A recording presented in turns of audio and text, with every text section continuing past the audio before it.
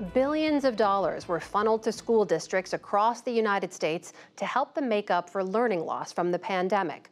But new research shows that even with that extra money, school districts are still struggling to close the gaps in reading, writing, and math that grew during the pandemic. Stephanie Sy has more on these findings and where we go from here. Amna, this research analyzed data from more than 6.5 million public school students in 3rd through 8th grades, comparing their academic gains from 2022 to 2023 with pre-pandemic years. The study authors estimate that most students would need, on average, an additional 4.5 months of math instruction and 4 months of reading instruction to catch up. I'm joined now by Karen Lewis, director of the Center for School and Student Progress and a lead researcher at NWEA, the organization that came out with this new study. Karen, thank you so much for joining the NewsHour. We know from previous, even recent research that public schools are having a tough time closing that learning gap that occurred during the pandemic. How does your study add to what we already know?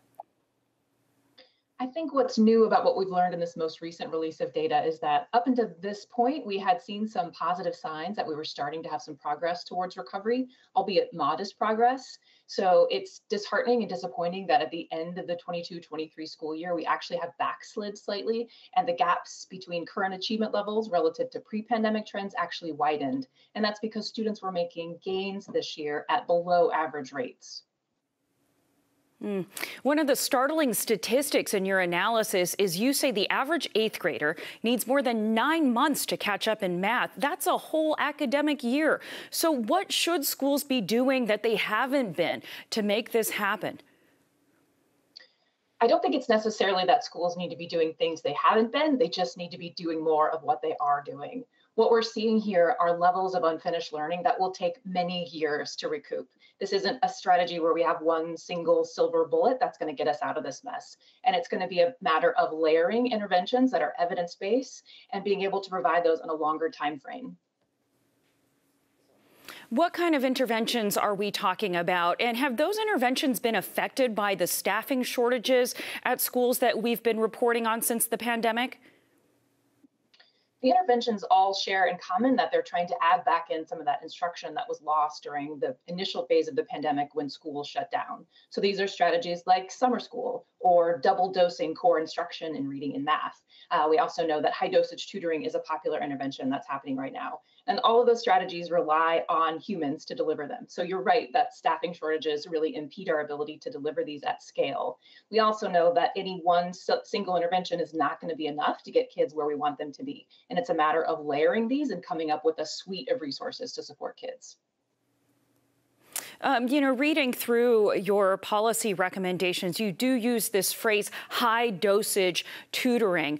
How do you scale that? I mean, are there any innovations or ideas for how to do that, given that so many students need this extra help? I think it's time to get really creative about how we're finding access to tutors. And it's not just putting out a help wanted ad, but really getting creative and going and seeking out members of the community that may be underlooked in their ability to help support these efforts. So using high school students to connect with elementary school students, using college students to connect with high school students, and so forth. I think we need to think more broadly and more creatively about how to source those positions. You know, some are saying that the federal government, they're pointing out that the federal government put billions of dollars to help schools recover from the pandemic, and that part of that focus was to get students back up to speed to pre-pandemic achievement. Does some accountability lie with how school districts spent that money, in your view?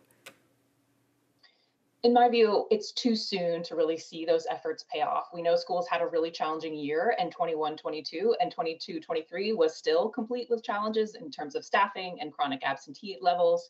It's not as if schools are doing the wrong things. They're just not doing enough of the right things. And I think we need to have some empathy for what it's like on the ground. Districts are not set up to be nimble and on the turn of a dime, be able to implement a high dosage tutoring program to thousands of students. It just isn't the way schooling works.